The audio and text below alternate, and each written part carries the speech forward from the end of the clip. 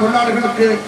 தொழிலாளர்கள் போராடுவதற்கான உரிமை இருக்கிறது. அந்த உரிமை ரத்து செய்யக்கூடிய சூழலை இந்த நரேந்திர மோடி சர்க்கார் கொண்டு வந்திருக்கக்கூடிய சீர்திருத்தம் என்பது, அந்த சீர்திருத்தம் வழி போராட்டம் நடத்துகின்ற தொழிலாளிகளுடைய பேரில் கிரிமினல் வழக்குகள் பதிவு செய்வதற்கும், அதுபோலவே தொழிலாளர்கள் நடத்துகின்ற போராட்டம் வழி ஏதாவது நஷ்டம் உண்டானால் அந்த நஷ்டம் தொழிலாளர்களுக்கும் தொழிற்சங்கத்திலிருந்தும் ஈடாக்குவதற்கான சட்ட திருத்தத்தை நரேந்திர மோடி சர்க்கார் கொண்டு வந்திருக்கிறது. இதுவழி முதலாளி வர்க்கத்திற்கு சாதகமான முறையில் முதலாளி வர்க்கத்தை எதிர்த்து தொழிலாளி வர்க்கம் போராடாமல் இருப்பதற்கும், அப்படி போராடினால்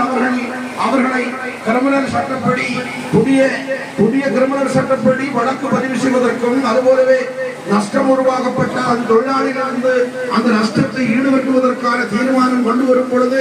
ஏழை எளிய மக்கள் அவருடைய கூலிக்காகவும் அவருடைய கூடுதல் கூலிக்கு வேண்டியும் அவருடைய வேலையை நிரந்தரமாக்குவதற்கு வேண்டியும், அதுபோலவே அவருடைய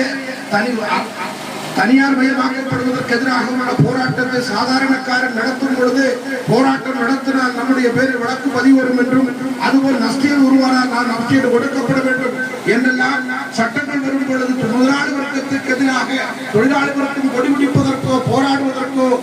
மக்கள் இறங்கி தெருவில் இறங்கி வரக்கூடாது என்பதற்காக அடிமை உடைமை சமுதாயத்திற்கு தொழிலாளி வர்க்கத்தை கொண்டு செல்வதற்கு தேவையான தீர்மானத்தை இன்று நரேந்திர மோடி சர்க்கார் எடுத்திருக்கின்றது. இதனுடைய பாகத்தான் தேசிய வேலை நிறுத்தம். தேசிய வேலை நிறுத்தத்தில் ஏதாண்டு 18 கோரிக்கைகள் வைத்துக் கொண்டு CI2, INTUC, UTUC, HMS அடக்கமுள்ள தொழிற்சங்கங்கள் தேசிய அளவிலான போராட்டத்தை